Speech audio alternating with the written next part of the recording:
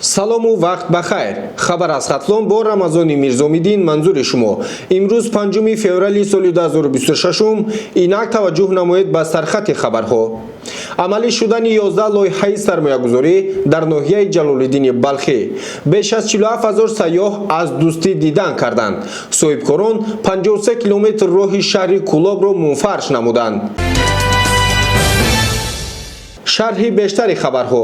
дар ноҳияи ҷалолиддини балхӣ айни ҳол 11 лоиҳаи давлатии сармоягузорӣ ба маблағи умумии $2.9 миллион амалӣ шуда истодааст. тавре қурбонзода муовини раиси ноҳия дар нишасти хабарӣ иттилоъ дод, то имрӯз $12.8 миллион ё 61.2% маблағҳои пешбинишуда аз худ карда шудааст. зимни нишасти хабарӣ ҳамчунин зикр гардид, ки барномаи рушди иҷтимоию иқтисодии ноҳияи ҷалолиддини балхӣ барои солҳои 2021-2025 дар маҷмӯъ 111 лоиҳаро ба маблағи $391.4 миллион сомонӣ дар бар мегирад. қисми даромади буҷети ноҳияи дӯстӣ бо дар назардошти андози иҷтимоии ғайрибуҷетӣ 104% иҷро гардида ба буҷет 73.1 миллион сомонӣ ворид шудааст.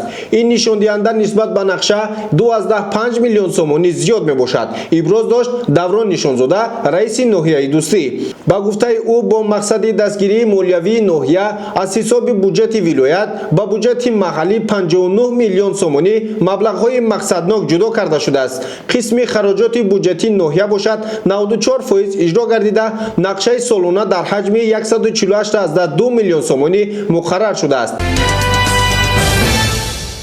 зимни нишасти матбуотӣ иҷрокунандаи вазифаи раиси шаҳри Кӯлоб Пирзода Диловар иттилоъ дод, ки дар шаҳри Кӯлоб 5395 соҳибкори инфиродӣ ба қайд гирифта шудааст, ки нисбати ҳамин давраи соли гузашта 140 субъект зиёд мебошад. хабару маълумотҳои бештарро аз шабакаҳои иҷтимоии рӯзномаи Хатлон мутолиа намоед.